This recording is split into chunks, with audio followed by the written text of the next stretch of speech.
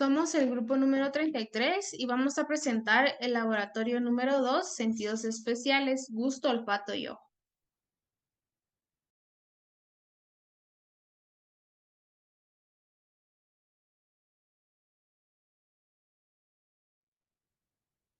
Para ello vamos a comenzar con el gusto y el olfato en el experimento número 1, efecto del olfato en la sensación del sabor. Para ello vamos a necesitar lo que es un pedazo de papa cruda, un pedazo de manzana y un pedazo de cebolla. Esto debe estar en tamaños similares.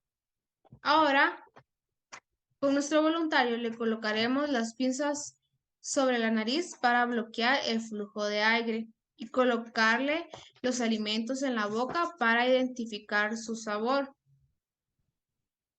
Llegamos al análisis que el voluntario manifestó que cuando estaba bloqueado el flujo de aire debido a las pinzas, se le dificultó identificar el alimento. Presentó una insipidez. Ahora, cuando no tenía las pinzas sobre la nariz, podía identificar cada alimento. Esto se debe a que el sabor de los alimentos es percibido por la combinación de los dos sentidos, en este caso el gusto y el olfato. La percepción del sabor varía conforme al olor, la textura y la temperatura de cada alimento. Yo les voy a hablar acerca del experimento número 2 de la percepción del sabor umami. En este experimento se nos pide que a un voluntario le coloquemos unas gotas de algún alimento alto en glutamato monosódico, que en este caso fue salsa soya. Se le pide al voluntario que describa y perciba el sabor umami. La voluntaria en este caso dijo que al principio es un sabor muy parecido a lo dulce, pero se convierte en un sabor salado y agrio, difícil de describir con claridad. El cambio de dulce a salado y agrio es casi inmediato al contacto con la lengua. El sabor se percibe principalmente en el centro de la lengua y es difícil de describirlo sin mencionar a los otros sabores primarios, principalmente dulce, salado y amargo.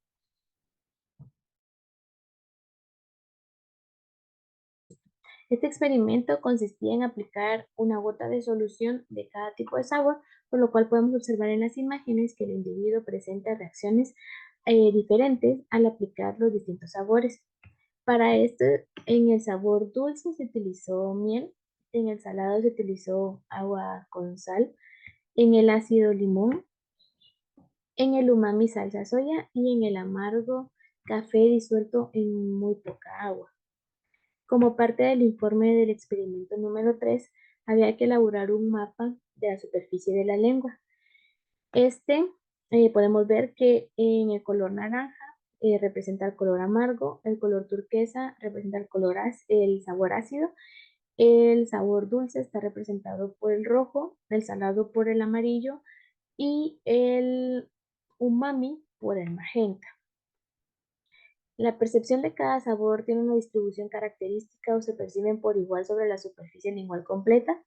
Bueno, como ya sabemos, el sabor es la sensación que producen los alimentos u otras sustancias en el gusto. En la lengua existen unas pequeñas estructuras en la superficie superior de esta misma, las cuales conocemos como papilas gustativas. Estas se componen de un grupo de células receptoras, las cuales están conectadas a ramificaciones nerviosas que envían las señales al cerebro y así pueden reconocer algún sabor. Contamos alrededor con 10.000 papilas gustativas que, dependiendo de su localización en la lengua, tienen la habilidad de detectar mejor el cierto tipo de sabores, lo cual se puede determinar de notar con el inciso anterior, ya que acabo de señalar que cada sabor tiene su distinta localización en la superficie lingual. Y gracias.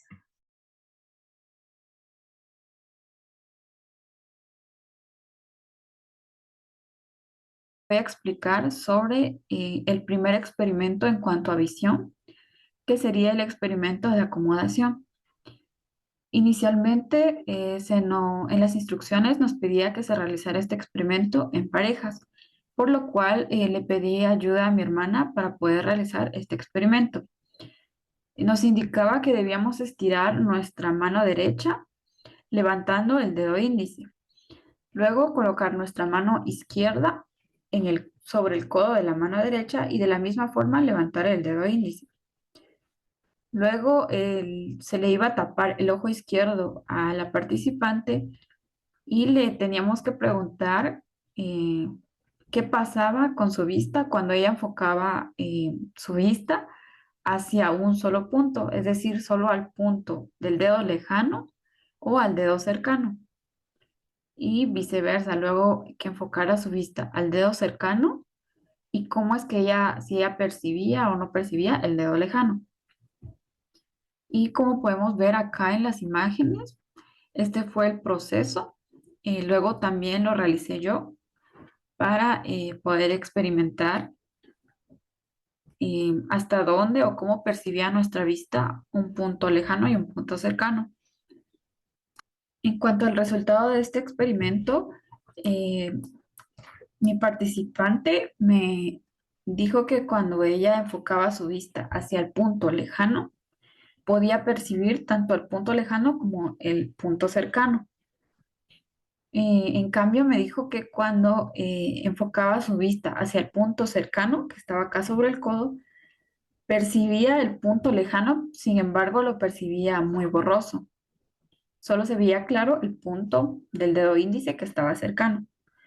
Y cuando lo realicé yo, también pude observar que cuando yo enfocaba mi vista hacia el punto lejano, no podía identificar muy bien el punto cercano y viceversa. Ahora, pasando al análisis de este experimento, nos realizaban dos preguntas. La primera es, describa cómo se modifica la imagen cuando se enfoca al dedo cercano y cuando se enfoca al dedo lejano. A lo cual respondí que cuando se enfoca el dedo más cercano, este se va a observar con mayor claridad. Sin embargo, todo lo que está alrededor de este punto se va a discriminar. Cuando se enfoca el dedo más lejano, va a suceder lo mismo, pero en sentido contrario. El dedo más lejano se va a distinguir claramente, mientras que lo más cercano se va a discriminar y se va a ver borroso. La segunda pregunta es, describa y explique la reacción pupilar cuando se enfoca el objeto cercano. Y la respuesta a esta sería que gracias al reflejo de la acomodación en el ojo humano, logramos enfocar objetos a distancias diferentes, aumentando el poder de convergencia, lo que a su vez va a reemplazar el foco conjugado. Cuando el objeto cercano se va a enfocar, las fibras del iris se van a comprimir y se va a reducir el cristalino de forma convergente.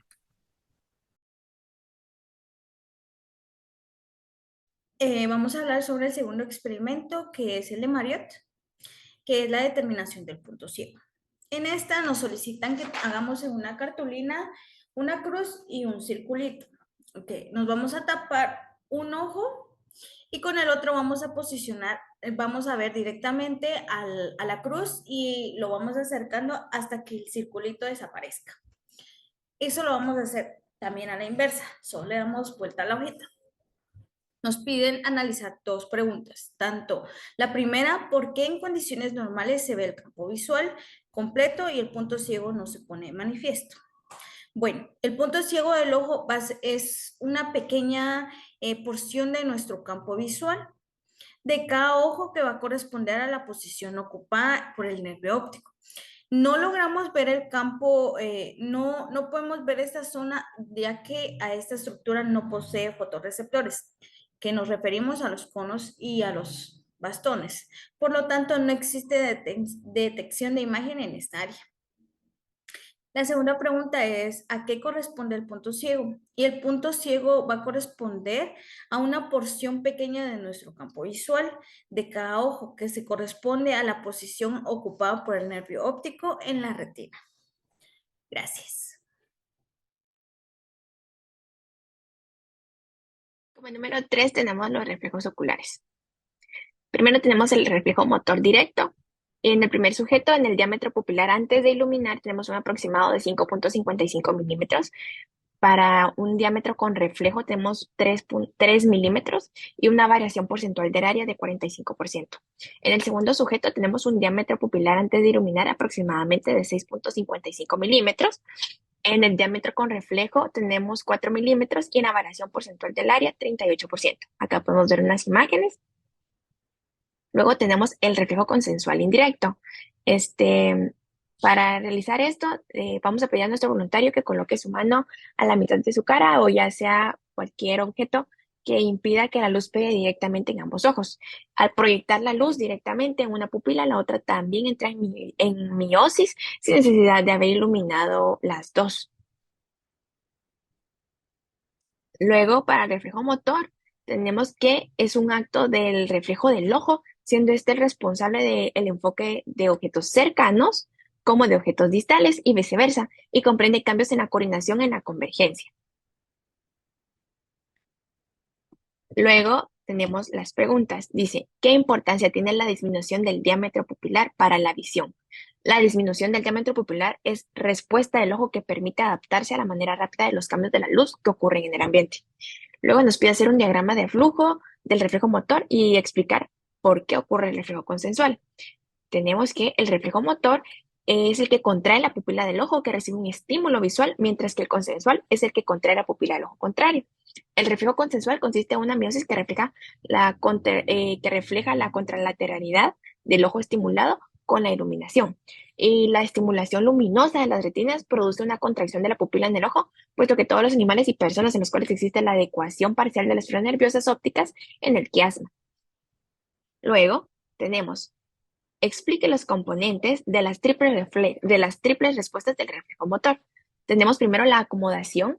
La acomodación ajusta el ojo para que pueda enfocar bien objetos, especialmente objetos que están más cercanos. Luego tenemos la convergencia, que es el movimiento coordinado de los ojos. Luego tenemos la miosis, que es la contracción anormal que hace la pupila. Luego nos dice, menciona una alteración patológica en la que el reflejo motor está ausente. En las pupilas de Argyll Robertson, las pupilas responden a la acomodación, pero no a los estímulos luminosos. Y nos dice, menciona un trastorno en el que el reflejo consensual esté ausente. Si hay un daño en el sistema nervioso central, si la contracción de las pupilas sucede de forma desigual, se puede concluir en que hay un daño en los nervios craneales. Y por último, tenemos, explique la utilidad clínica de los reflejos oculares. Aunque diversas acciones pueden producir una afección de la vía pupilar, la patología del nervio óptico es la que suele producir el mayor grado de disfunción pupilar, por lo que la exploración de la pupila adquiere especial relevancia en la evolución de la funcionalidad del nervio óptico. Otra utilidad clínica es la realización del examen neurológico en los pacientes con politraumatismo o que están politraumatizados.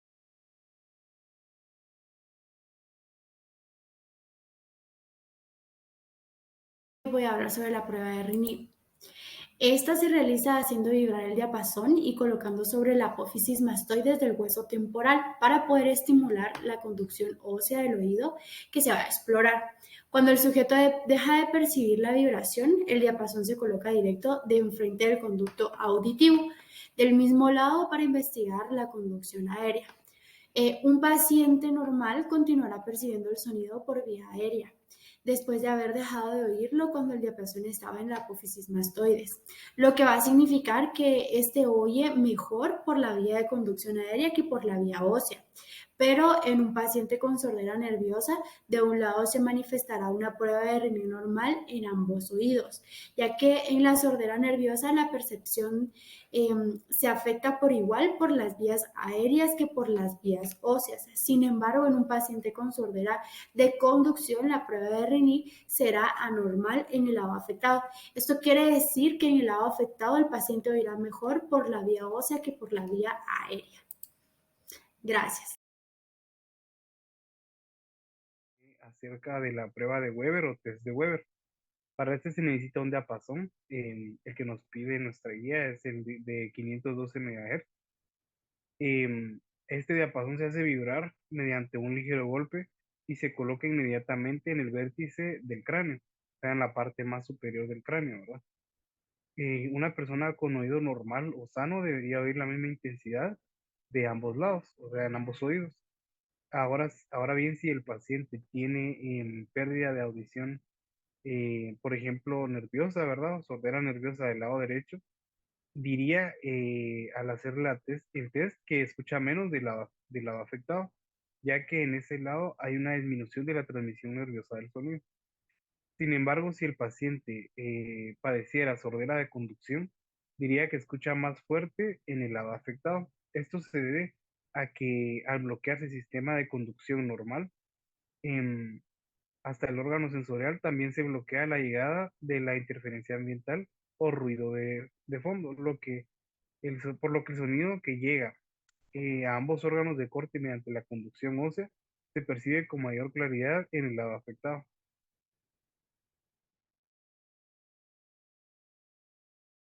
Explicando lo que es la pregunta número 1 a la número 4. En la pregunta 1 tenemos qué frecuencia se oye más y analice por qué no se oyen por igual todas las frecuencias. La audición humana es más sensible en el rango de frecuencias de 2000 a 5000 Hz, mientras que el límite absoluto del rango de audición es de 20 a 20.000 Hz. No todas las frecuencias se escuchan igual debido al rango de la audición humana. También depende del tono del sonido, ya sea alto o bajo, o la intensidad del mismo.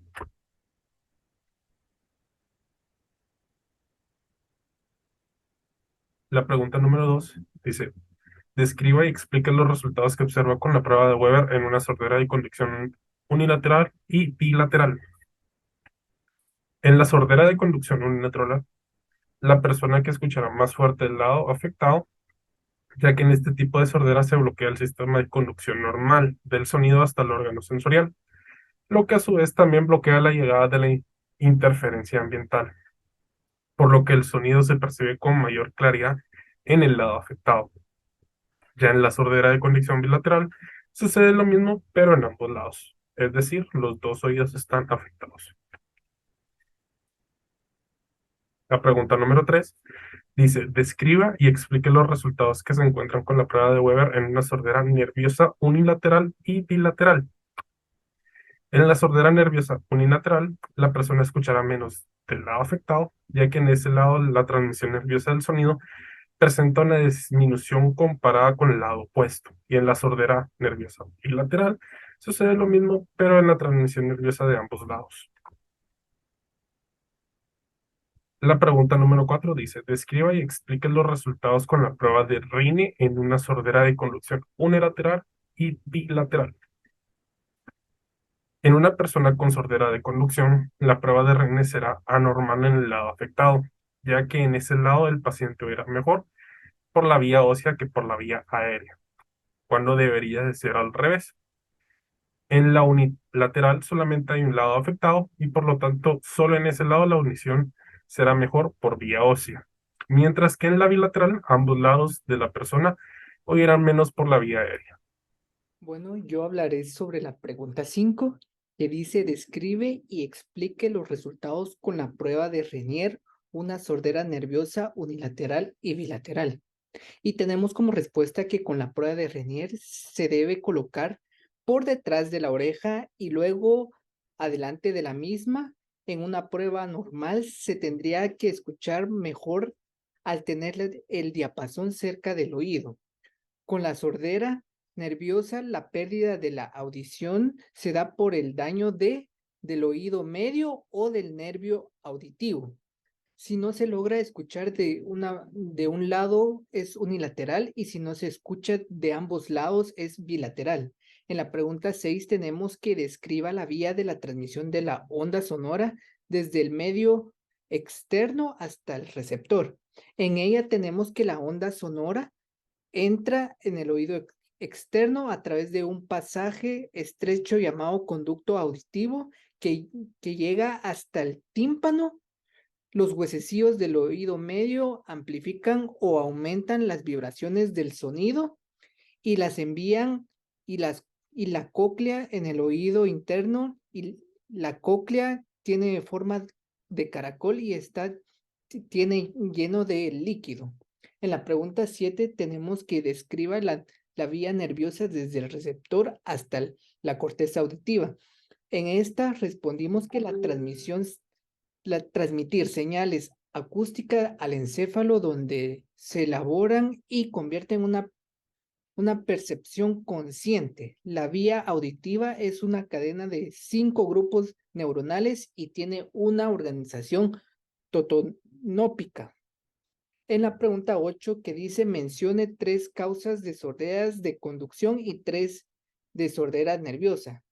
Como primero tenemos que la perforación de la membrana de del tímpano por una otitis media o un traumatismo. 2, alteración de la cadena de huesecillos por infección o traumatismo. Y 3, tenemos otitis media. En cuanto a de las sorderas nerviosas, tenemos la fractura de huesos temporales, tumores del cerebro, meningiomas y otros, y meningitis.